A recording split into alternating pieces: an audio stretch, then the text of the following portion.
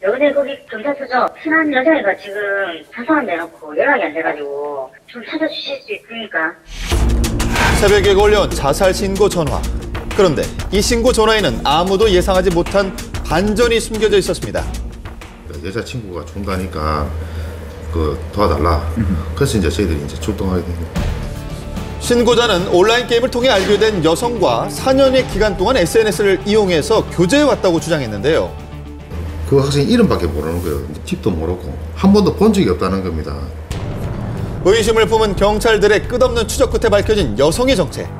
SNS 속 여성은 여자가 아닌 남자였고 혹시 봤습니까, 피해자분? 당시 공익근무요원으로 복무 중이었다는 충격적인 사실이 밝혀진 것입니다. 심지어 자기가 처음 공익근무요원이에요? 사귄 이제 여성으로 생각하고 있는데 그게 이제 알고 보니까 이제 남자였고 이렇게 여자 행세를 하니까 피해자가 진짜 황당하네요. 네.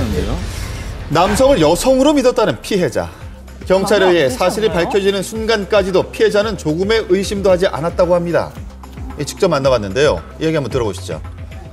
굉장히 예쁜 여성이기 때문에 호감이 가고 당연히 이런 여성과 연락을 할 수도 있구나 하고 네. 기분이 좋았는데 피의자는 얼굴을 직접 대면하지 않아도 되는 SNS 특징을 이용해서 피해자를 믿게끔 만들었습니다. 자, 먼저 도용한 여성의 사진을 전송했는데요. 네. 언뜻 봐도 뛰어난 외모의 여성 사진이었습니다. 이 피해자가 의심을 하지 않도록 한 인물의 다양한 사진을 구해서 보낸 것을 알 수가 있었는데요. 네. 자, 또한 4년간 주고받은 메시지를 살펴본 결과 보시면 여성의 말투를 사용하는 친밀함을 보이기도 했습니다. 전혀 의심을 못할 정도로 완전한 여자였습니다.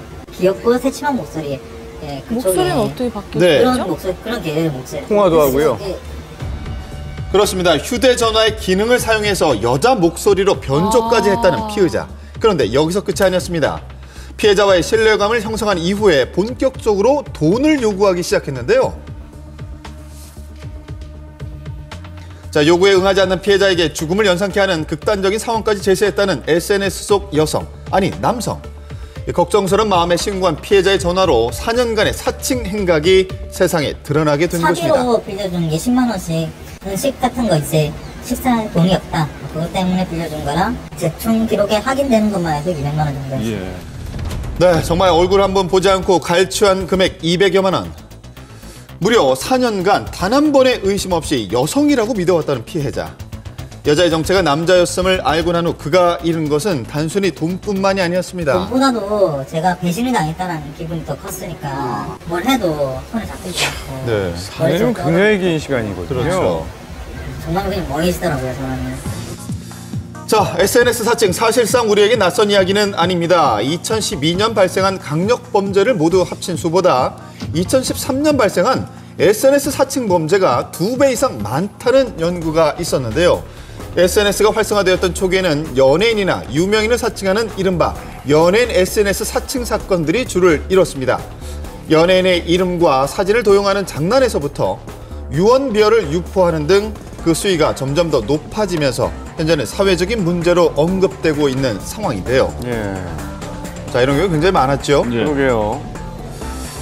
자, SNS 계정을 만드는데 까다로운 절차가 필요하지 않기 때문에 이렇게 기본적인 정보가 노출된 연예인의 경우에는 피해 빈도가 높아질 수밖에 없는 상황입니다. 네, 이렇게 연예인을 이용하는 경우가 굉장히 많았습니다. 왜 이런 짓을 할까 모르겠네요. 네. 연예인들이나 유명한 사람들을 사칭해서 사람들한테 이렇게 관심을 갖고 자기 존재 가치를 올리려고 하는 사람들이 있고 SNS의 특성상 사람들한테 자기 공개를 하면서 자기가 이게 소중하고 중요하다는 인물을 과시하기 위해서 하는 경우가 있습니다. 하지만 피해는 일반인들에게까지 확산되고 있었습니다. 모 포털 사이트의 유명 블로거로 활동 중인 김대옥 씨 역시 SNS 사칭 사건의 피해자인데요. 한 달에 10,000원씩, 20,000원씩 해서 좀 수익을 내보자 이런 일을 좀. 네, 바로 오랜 기간 블로거로 활동해온 김대호 씨의 이름을 사칭해서 사기 행각을 벌이려 한 것인데요. 자, 그를 사칭한 것 같다는 이웃의 제보가 없었다면 어떤 피해가 발생했을지 모르는 아찔한 상황이었습니다. 충분히 가능한 일이죠. 네, 사기를 벌이려 한 피의자는 이름 도용의 절차가 까다롭지 않고 얼굴을 대하지 않아도 되는 이 SNS의 특징을 악용하려 한 것인데요. 처음에 제가 이 메시지를 딱 처음에 받았을 때는 되게 놀랬어요. 놀랬고 좀 황당했죠. 피해본 사람 진짜 있으면 어떡하지? 그래서 전 진짜 바로 이거 받자마자 바로 불러에 공지를 한 거거든요. 네, 다행히 발빠른 대처로 금전적인 피해는 막을 수 있었지만 혹시 모를 피해를 막기 위해서 법적인 조치를 고려할 수밖에 없었다는 김대호 씨. 자, 그런데 아무런 법적 처벌도 요구할 수가 없었다고 합니다. 왜죠? 제가 뭐 금전적인 뭐 손해나 이런 게 없는 이상 이게 신고 자체가 해도 크게 뭐 상관이 없더라고요. 아예 처벌 기준 자체가 없더라고요. 실질적인 네, 피해를 단순 입어야 돼요. SNS 사칭만으로는 처벌이 되지 않는다는 타인의 것입니다. SNS를 사칭하거나 도용하는 것만으로는 현재로서는 처벌 규정이 없습니다. 우리나라는 운영하는 개인정보 처리자에 대한 처벌 규정만 있기 때문에 단순한 사칭, 도용자에 대해서도 형사처벌이나 제재 규정이 필요한 때가 되지 않았나. 그럼요. 이거 네. 문제가 있네요.